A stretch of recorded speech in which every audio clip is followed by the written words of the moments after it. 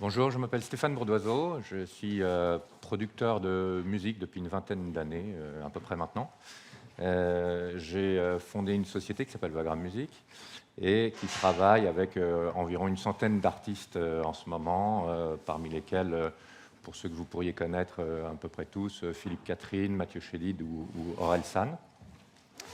Alors, Vagram, c'est une société qui a on travaille avec environ 150 personnes, qui est présente à Paris, à Berlin, à Los Angeles, et qui fait de l'édition musicale, donc qui travaille avec des auteurs et des compositeurs pour faire des chansons, qui fait de la production musicale, qui enregistre ses chansons avec des interprètes, qui fait du spectacle vivant, donc des concerts, qui fait maintenant un peu de production audiovisuelle, de l'édition livre, mais tout ça à destination des artistes de musique. Je vous parlerai de ce positionnement spécifique tout à l'heure.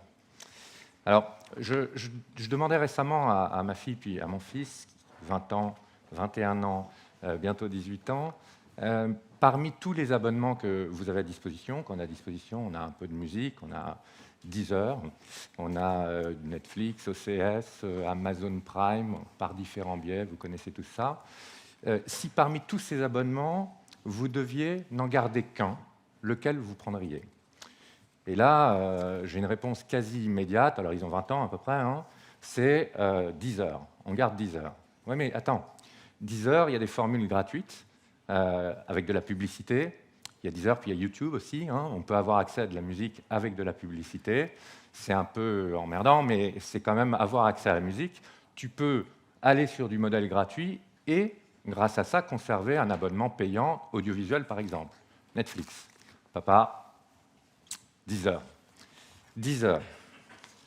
Deezer, les plateformes de streaming musical, elles sont ultra puissantes. C'est un modèle ultra puissant. C'est le anything, anywhere, anytime. Tout, tout le temps, partout. Avec un modèle qui est quand même assez spécifique, qui est que pour avoir un modèle pertinent pour le consommateur, les plateformes de musique, elles ont besoin de l'exhaustivité des catalogues. Il y a eu des tentatives de catalogues partiels, mais ça n'a jamais marché, ça n'a jamais pris. La musique, c'est l'exhaustivité des catalogues, donc ça veut dire qu'en gros, quand on a un abonnement de musique, on a tout. C'est le anything. Je cherche mon téléphone. Évidemment, grâce au téléphone, c'est le anywhere, anytime. Donc c'est ultra puissant. Alors, grâce à cette puissance, le marché de la musique, c'est ce dont je vais vous parler essentiellement ce matin, mais je vais un peu le comparer avec d'autres verticales, parce que c'est assez intéressant. Moi, je commence à aller dans d'autres verticales pour les besoins de développement de mes artistes et de mes projets. Les comparaisons sont assez intéressantes, parce que les modèles, finalement, se nourrissent des mêmes innovations, se construisent dans les mêmes logiques sur l'artistique et la production, mais souvent ne rencontrent pas, en tout cas pas tout le temps, et pas à ce stade, les mêmes modèles économiques. Donc c'est assez intéressant de regarder le monde de la musique, en tout cas c'est ce que je vais essayer de vous évoquer ce matin, et de les comparer aux autres. Donc l'offre d'abonnement du streaming, elle est ultra puissante et elle va développer le monde de la musique et le marché de la musique dans des proportions considérables. Je vais un peu rester sur ce proportion considérable. Les plateformes de streaming, elles sont en train de pénétrer des marchés qui, hier, n'étaient pas monétisés parce que le monde du physique ne permettait pas de les monétiser. Il y avait du piratage, etc. On a beaucoup de marchés, notamment en Asie, en Afrique, en Amérique du Sud, qui étaient difficilement monétisés par le monde du physique, qui le sont complètement par le monde du digital et par les plateformes de streaming. Les croissances sont phénoménales. Le produit est tellement fort que les plateformes commencent, c'est assez vrai aussi dans l'audiovisuel, mais dans la musique c'est assez clair, commencent à augmenter le prix des abonnements. Donc on a un marché qui explose dans sa géographie, on a un produit qui est fort, qui commence à développer ce qu'on appelle l'ARPU, en augmentant les prix, l'average rate per user, et qui fait donc évidemment des croissances monétaires phénoménales. Le marché du streaming payant, c'est déjà 500 millions de personnes dans le monde. Le marché de l'audiovisuel payant, c'est 1,2 milliard de personnes dans le monde. YouTube, c'est 3 milliards de personnes dans le monde. Et TikTok, qui a quelques années, à peine, c'est déjà un peu plus d'1 milliard, je crois, d'utilisateurs dans le monde. Ce sont des ordres de grandeur pour montrer à quel point ces plateformes sont en train de révolutionner et de faire croître de façon considérable la musique et la place de la musique dans la vie des gens, dans la vie de tous les jours. Alors, derrière ça, on peut aller un peu dans les niveaux de croissance. On a des niveaux de croissance qui sont dingues. Le marché global de la musique, alors on prend tout ce qui est musique enregistrée, y compris le support, qui est encore quelque chose qui descend, évidemment, même s'il y a une résurgence du vinyle. Les marchés de la musique sont en croissance depuis 6 ans maintenant, musique enregistrée. Croissance depuis 6 ans, en 2020, c'était encore plus 6%. Mais quand on prend les chiffres du 3e trimestre de cette année, on a des plateformes qui font plus 25, plus 30%. On a des opérateurs dans la musique enregistrée qui font plus, alors je crois que j'avais pris quelques notes, Universal c'est plus 24% au 3e trimestre, Sony Music plus 45%, Warner plus 22%. Ce sont des croissances à 2 chiffres depuis plusieurs années et probablement encore pour pas mal d'années. On a le rapport 2021 de Goldman Sachs qui dit que sur la musique enregistrée, on va passer base 2017 de 30 milliards de dollars à 2030, 80 milliards de dollars, donc une croissance phénoménale. Et ce même rapport, lorsqu'il prend pas que la musique enregistrée, mais l'ensemble de la musique, avec le spectacle vivant et l'édition musicale, fait passer de 70, je crois, milliards de dollars en 2017 à 131 milliards de dollars. Donc c'est phénoménal. La musique, ça cartonne en fait. La musique, ça cartonne. Ça cartonne, ça veut dire que derrière, évidemment, tout le monde regarde ça, les investisseurs, les financiers, et donc les opérateurs qui sont dans la musique, qui ont quelque chose à apporter dans cette chaîne de valeur qu'est la musique, de l'artiste jusqu'à la plateforme, tous ceux qui ont une capacité à s'insérer dans cette perspective voient leur valorisation exploser. Donc on a des valorisations, j'ai aussi noté quelques chiffres comme ça, qui sont où déjà je ne me souviens plus. C'est la page d'avant, la page d'après. Voilà. Spotify fait 50 milliards de dollars d'euros de valorisation. Il y a 3 ans, c'était 25, donc x2 en 3 ans. Universal fait 45 milliards. Il y a 8 ans, c'était 6 milliards. Fois je ne sais pas combien, donc. Warner, c'est 22 milliards maintenant, 14 milliards l'année dernière. Des fonds financiers, plus ou moins SPAC, se constituent pour acheter des IP de la musique, que ce soit de l'édition, que ce soit des droits d'auteurs, de compositeurs, les droits master, les droits d'artistes, et rachètent des catalogues, parce que, évidemment, les IP auront une valeur importante dans cette chaîne de valeur. On a des jolies sociétés, licornes françaises, comme Believe, qui va faire une présentation, je crois, cet après-midi, qui se sont introduits en bourse en juin et qui atteignent 2 milliards de dollars de valorisation, 2 milliards d'euros, pardon. Des startups qui arrivent à apporter dans cette chaîne de valeur une valeur ajoutée intéressante et qui arrivent à lever des fonds. C'est assez facile d'obtenir de l'argent pour investir dans ces perspectives qui sont assez excitantes, évidemment.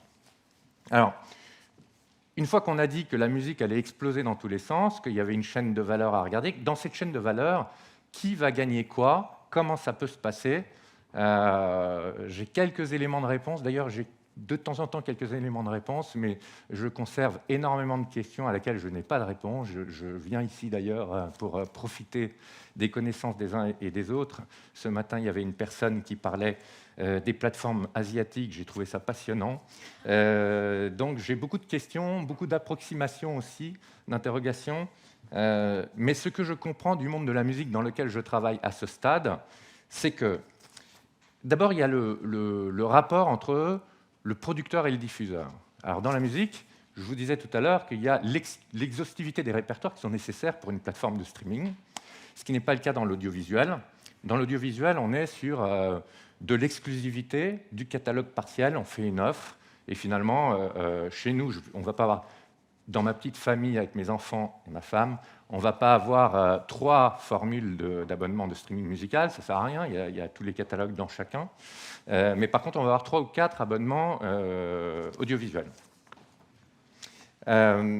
Cette particularité, elle fait que les plateformes de musique ne sont pas en capacité de négocier de façon extrêmement significative le partage de la valeur avec les ayants droit. J'ai besoin de tous les catalogues.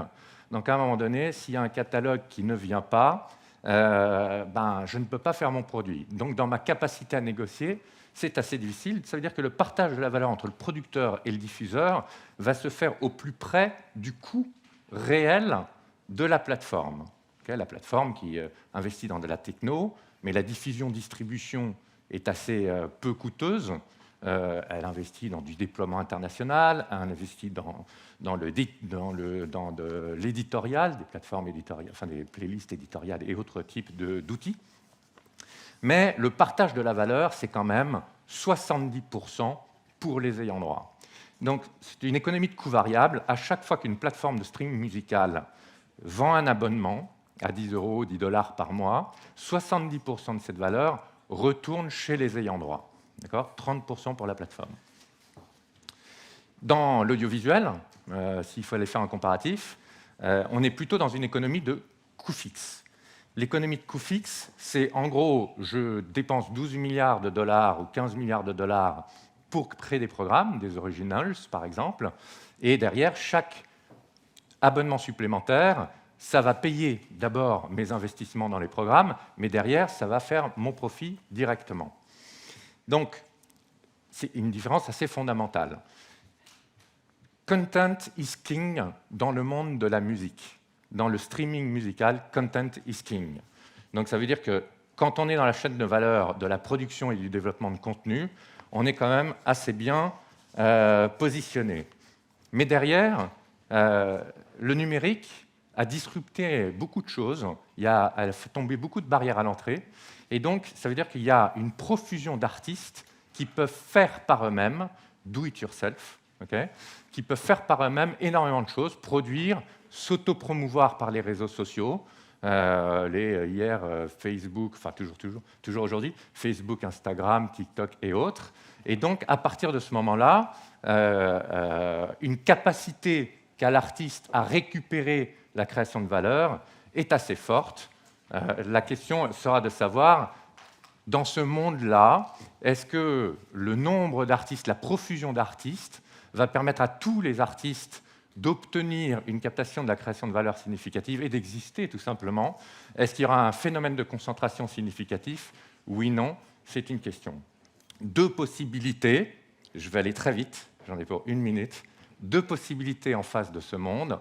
Soit on se positionne justement pour ces millions d'artistes qui ont cette capacité à proposer leur contenu, et à ce moment-là, on va faire des techniques on va rentrer dans des modèles de distribution, d'agrégation numérique, de mise en relation entre les artistes et, par exemple, une plateforme d'influenceurs pour pouvoir développer les contenus. Donc là, on va être sur de la techno, de l'innovation et de la masse pour pouvoir promouvoir ou offrir des outils à une multitude de personnes, ou alors d'artistes, ou alors on va se dire, ben non, tout ça, il va y avoir un monde très très concentré, et donc on va créer énormément de valeur pour un certain nombre de projets restreints, et on va essayer d'aller sur le haut de la pyramide pour pouvoir profiter à plein de cette répartition de la création de valeur qui est très favorable au monde de la musique aujourd'hui. Voilà, c'est à peu près le positionnement que nous, on a. Je vous remercie de m'avoir écouté. Bon après-midi.